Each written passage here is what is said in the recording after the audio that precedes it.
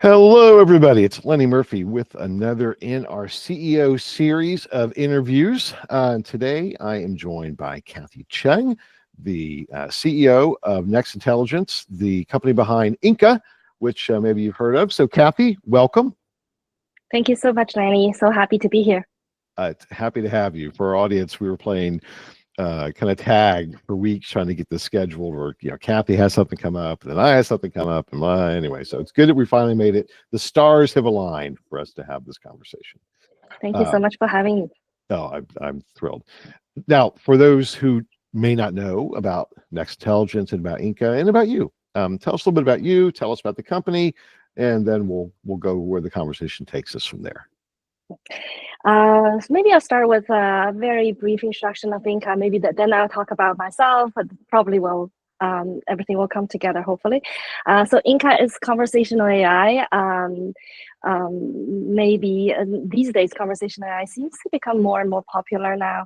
A lot of people think about conversational AI. The first thing they think about is for qual, to automate qual, to like skip the human moderators and all that. Interestingly, we actually didn't think like that. We wanted to create conversational AI for quant. That's probably where my story might fit in. I started my career quite some time ago when I was in Shanghai in university. I had this part-time job as a simultaneous interpreter. So I worked in many different organizations, focus groups. I did a lot of them. I really, really enjoyed them. I would have my own little room watching this group happening. I would just talk aloud, just simultaneously translating the discussion to clients.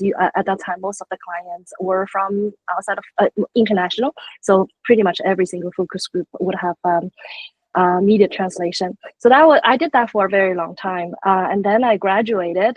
I got an offer from a global ad agency. I was quite excited. I went to see my mentor at, it was at AC Nielsen at that time. So I went to talk to my mentor and I said, I'm going to join this ad agency. And then she said, no, you are not. You're going to become a moderator. That's what she said. Okay. So really, I am just so grateful for her. I think, yeah, I probably didn't know myself enough at that time. At that time, she said that, I just thought, oh, okay. I just really loved them all. I really enjoy working with them. I thought, why not? I'll stay. I'll just be trained to become a moderator.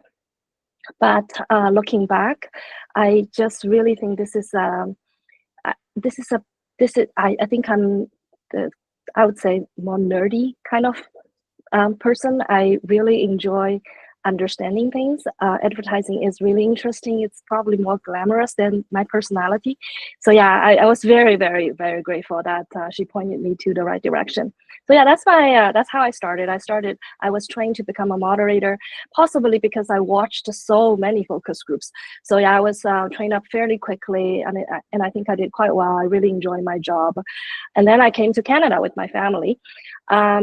And then, as you can probably imagine, for someone who was doing moderation in a different country, different culture, to continue to do what you think you could do wasn't as straightforward, wasn't easy. Nobody would hire me as a moderator. So I had to learn quant. So that's how I started to do quant. I had to learn quant. I did it okay, I guess, but I have to say I never really enjoyed it. I just felt I just never could write the whys in my report. And then over time, I remember one time in a meeting, I just felt I really couldn't stand in front of clients talking about some quant numbers, tracking study, like trying to find like some hypothesis why the changes were happening. But in the back of my head, I totally knew that it was just bad data quality. It just didn't make any sense. So yeah, in that moment, I just thought, I can't do quant anymore. This just doesn't make sense to me. So that really was the motivation. So there was one time I had this very intriguing opportunity. I needed to find a solution to do quant better. I just thought, yeah, totally, I would want to take on that challenge because I think that's necessary. And then it became quite obvious to me that to do quant better would probably needed to make quant a little bit more qual. That was Yeah. really the intention. So that's why I said we built Inca to add that conversational capability to quant, not like maybe the perception, at least these days, to scale qualitative research. Yep. And then along came AI, right? Yeah, Yeah. yeah. That's just so I started the business 9 years ago. Obviously, not visionary enough to predict that generative AI thing. Obviously. Yeah, me either. I knew something was going to happen that would make all this easier, but I did not envision that exact form. So anyway. Yeah, that's just crazy. Yeah. So we started with the idea of making survey a little bit more conversational. But with the technology available at that time, obviously we had to make it feel conversational, make it like pretend it to be conversational, pretend there's another agent or someone on the other side listening to you. So we would pre-program the acknowledgement, the follow-up questions to make it a little bit more conversational.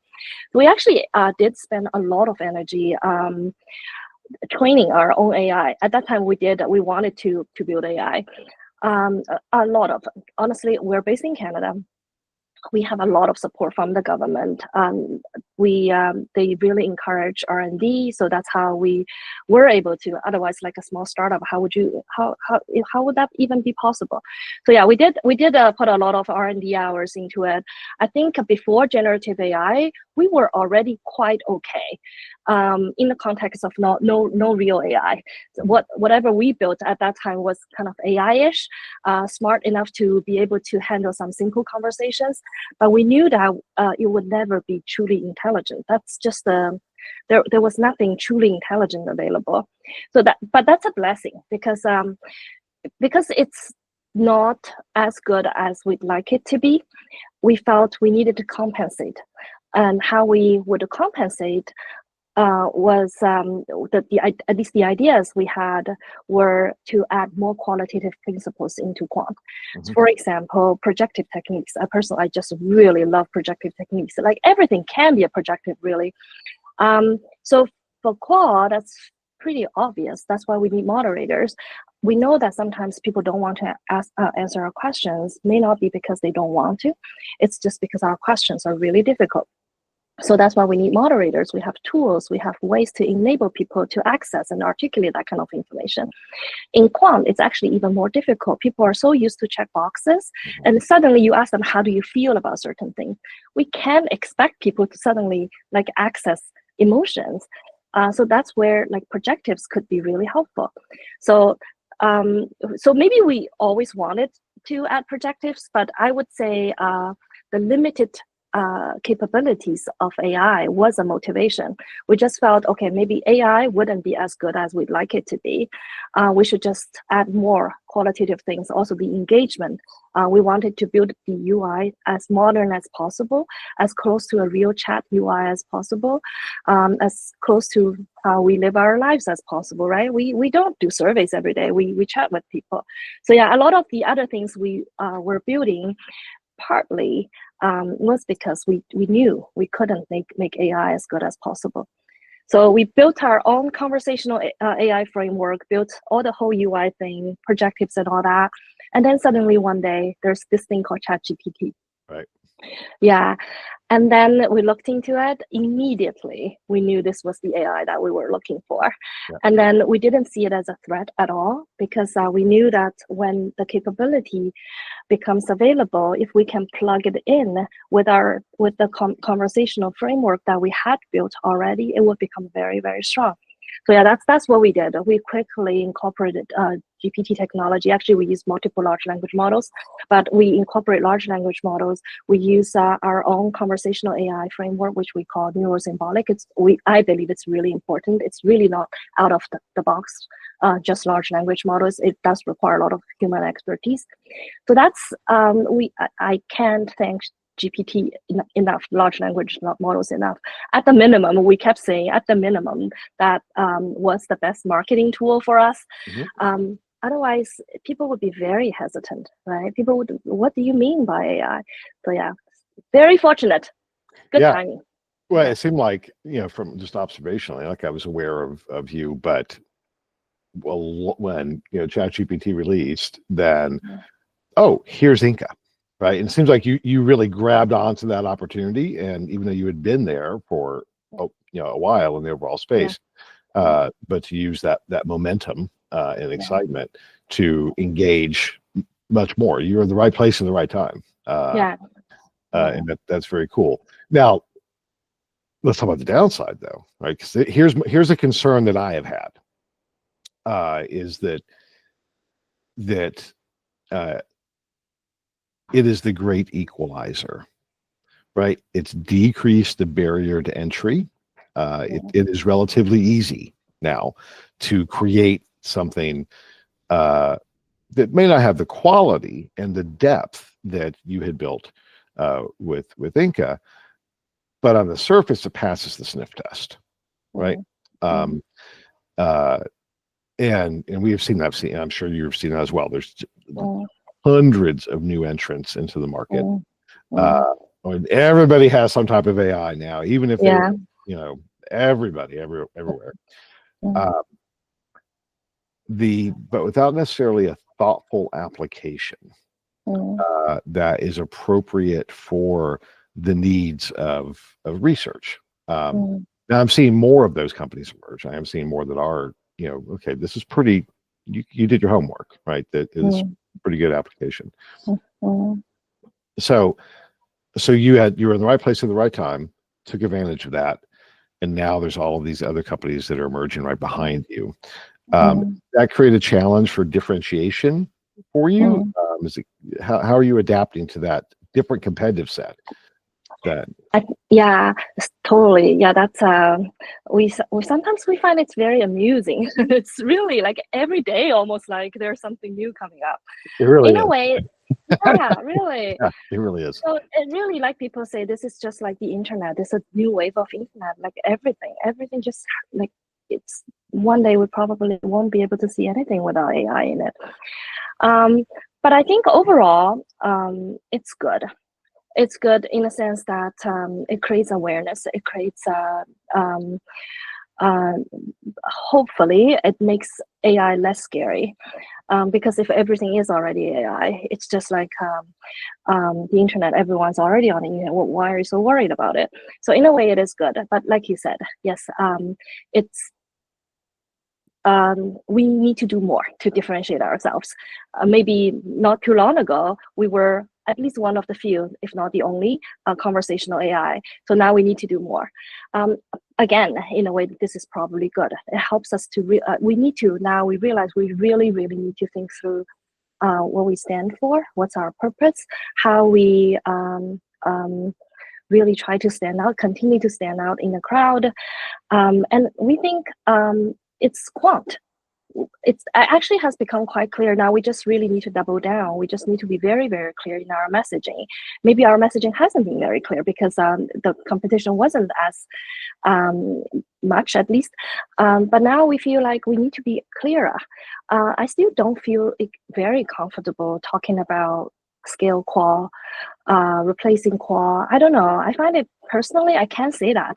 I'm just deeply qual. I can't say that. I can't make myself say scale qual, mass qual, like all that. We do have a lot of clients using Inca for kind of qual at certain scale.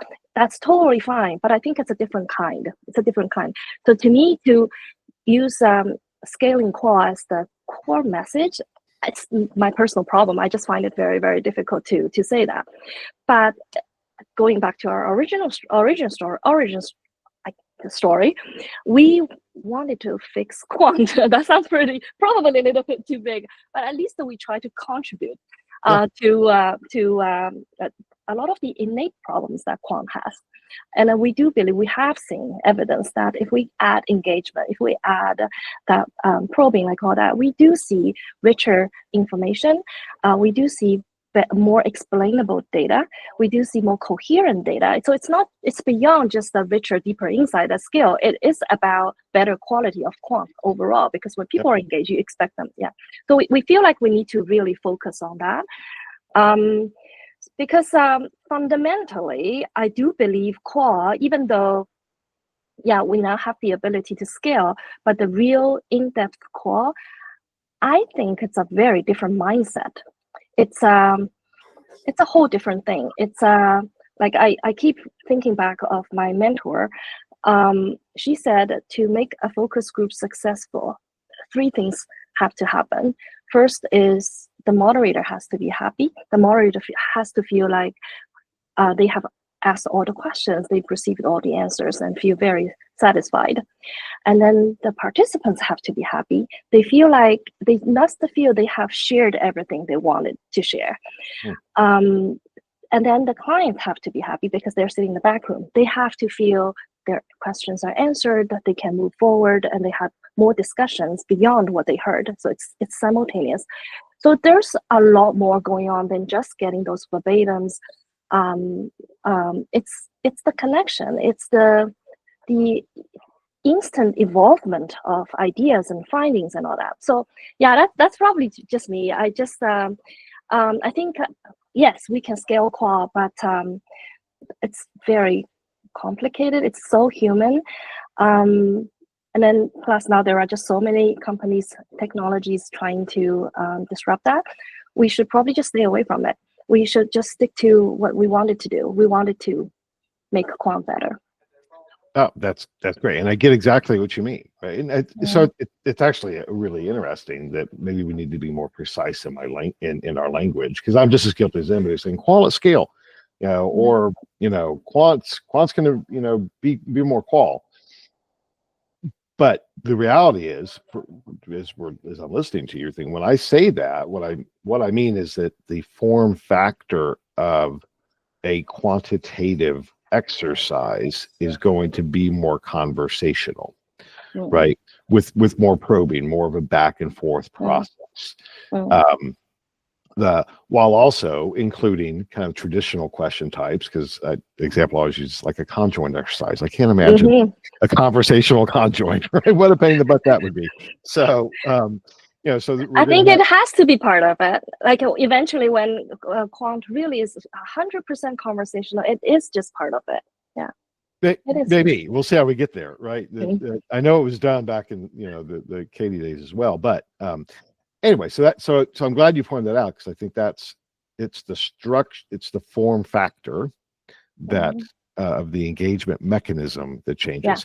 But I think qualitative is still a very in-depth process to try and get to know a person and a topic in a much deeper one at a time. So I think that's the difference. It's like quant, we probably do care about the aggregated information more, but I see a friend. Well, my family just left on an errand, so the dogs now they're just used to coming into my office. So, that's Iggy Pup. Anyway, go ahead. Qual, yes, a lot of times I do also believe in that scaling qual is necessary, because that perspective is important. And sometimes we want to compare different segments and all that. Scale is necessary. But the real power of qual, I believe it will exist, is that single insight, right? Like sometimes it's about that one line that really changes the world. So it is about that single attention, the single person interaction. Then on top of that, like some certain skills can provide that perspective. That's all good. But at the end of the day, it's that one single insight that can really, really make a difference. So so I would think the language, we're still working on it, because it's really, really difficult. It's really hard not to say qual and quant, but then it's also really hard to say qual and quant. It's really difficult. We're still working on that. But I think the key difference is the dynamic. For quant, it has always been just single dimensional. People just do their own exercises. But qual is always it's a information exchange. It's a dialogue. It's two ways, it's not one way. So I think that's the most important thing that we should introduce. We should bring to quant to change the dynamic, so that people feel that they're not just blindly doing their own things. There's someone on the other side that truly appreciates what they say and truly interested in what else they have to say. So we believe that's the fundamental shift we will see happening more and more in the quant world. I think it's happening now. The well underway. So you've been in the thick of things, right? Talking to clients, selling, building a product and selling that product. I have this kind of macro observational view. My sense is that the advent of ChatGPT and everything that's come after has accelerated a change state in a way that I had not experienced in my years in research. And that continues to accelerate kind of exponentially. So the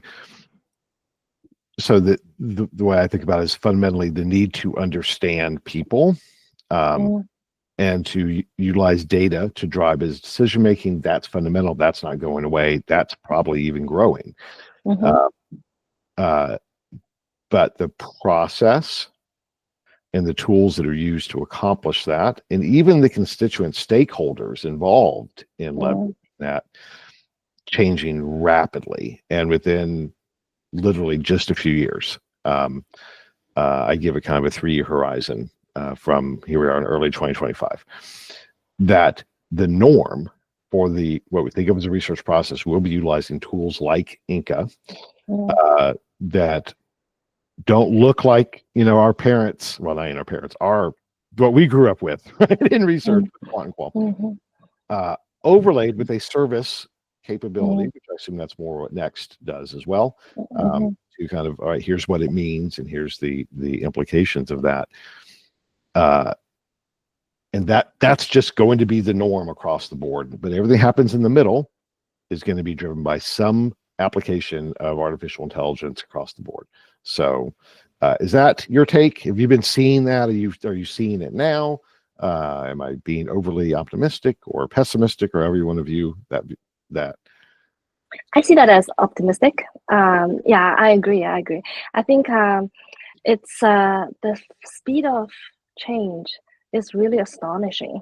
I feel like maybe not even in terms of years. I feel like every conference we try to go to as many conferences as possible. It's almost like every conference you feel there's some change. Something new. Yes. You know what I've been wanting to do? You know how in the past we always have like syndicated study to like check the pulse of the consumers, that kind of thing. I think it would be really interesting. What if there's a way for us to get a transcript of all the conversations going on in a conference, and then we really check the pulse one conference from another? I feel like this probably would be really interesting, because this time I'll say the recent conference we were at, Quirk's Los Angeles, I really felt things were really changing. I felt more voices about rapid changes are needed. Rapid changes are happening, like all that. So yeah, I think that would be really interesting, wouldn't it? That is interesting. It used to be, I haven't done it in a long time because I stopped even going to some of my own events, but I used to do a write-up. So going into the event, I would kind of say, here's what's happening going into it. And then afterwards, I would summarize a lot of those themes. But you're right, we actually could do that as long as we record the sessions, and at least the sessions. We probably can't go around eavesdropping on everybody, but but I use events as a data collection tool. So to inform my own perspectives, right? For that. But you're right. I think that it used to be it was a gradual thing. I think you're right. It is 6 months is a long time now. Really? Yeah. So I want to be. We could go on for a long time chatting. It's really been a delight having this conversation, but I want to be conscious of your time as well as the audience. So you build this company. It's very innovative. You're in the right place at the right time. That has its pros and cons, because also the technology that accelerated you is also potentially a threat in some form or fashion, right? At least competitively. There's other, it's more crowded marketplace. What's next? No pun intended. I love that. Yes. But yeah, here we are at the beginning of 2025. Where do you Mm, see, yourself and the business being in the next, say, 2 years? That's a mm, foreseeable horizon, I think. mm. I think the tools will become more sophisticated. Clients' requests will become more sophisticated. Now we're saying one conversational AI can be different from another conversational AI. Certain conversational AIs is built with more thought-through framework, more opportunity for researchers to be part of it, to brief the AI, like all that. But at the end of the day, it's conversational AI. People think about conversational AI. The conversations or the work that we're doing with clients now clearly show that it's not gonna be just one thing called conversational AI. It's gonna be more domain expertise related. We have been training custom built chatbots for different applications, different types of research. We have been helping clients train AI coding for very specific areas like social values, for example, such a complex topic. And then people say one thing, it could mean this social value, it could also mean another social value. Traditionally, we do need a lot of human experts to really kind of decode what people say and to understand what kind of social values are reflected behind that. What if we could turn this into a process where AI can help us a little bit? Because only when we do that, this type of insight, social value, that's the deep down, like we can finally understand people, what drive them to make certain decisions. What if we can get a little bit of help through AI so that that kind of information can be more accessible for more companies, organizations. So yeah, I think that's definitely trend. Just like a small large language models that's happening. I feel like a small conversational AI. I really love the idea. I think deep down, I'm just so cool. I really like that small thing. So small conversational AI, very purposeful, very specialized. I feel like that's probably what's next. Okay, that's very cool. I'm thinking about my own interactions. I recently had I turned Grok 3 loose on all of my content and said, analyze it. Tell me about me, right? What's the and amazingly well done. But what was really interesting was the nature of the interactions with the interface, right, of the sessions changed. It adapted in real time to now knew about me. And the nature of the recommendations were different, right? It kind of got a sense of, oh, you're really interested. You're a researcher. This is your context and how you think about things. Point being, I could see that process of it being a very adaptive, very focused, almost scary personal. I'm not totally comfortable with the experience yet. But ultimately more human, isn't it? It's like you really treat you as an individual. Well, yes, but also it's scary human, right? To an extent, right? Yeah. I'm like, no, you're not. You're not. A little nosy. Yeah. Interesting times. So we had said we wanted to kind of also touch on any lessons learned. Obviously, you have had a really interesting entrepreneurial journey. Anything that you would pass on to other folks that are emerging into leadership roles or entrepreneurial roles that, like, here's my wisdom. Take this to heart. Build a good team. I think that's really, really the most important. It probably sounds pretty cliched, but really it's so important, especially for people like me coming from the research world. Building a technology company, that's just something that I didn't know, still don't know. So we need a good team to work together on things. Sometimes it's really luck. Seriously, I mean, things already have changed. When I started to convince a technology, an engineer to work on something market research with the perception of surveys, it wasn't as easy. But now we're cool. Seriously, like market research is becoming more and more interesting now. So hopefully this is already becoming easier for newer entrepreneurs in our space. I think the second thing I would say, financial literacy.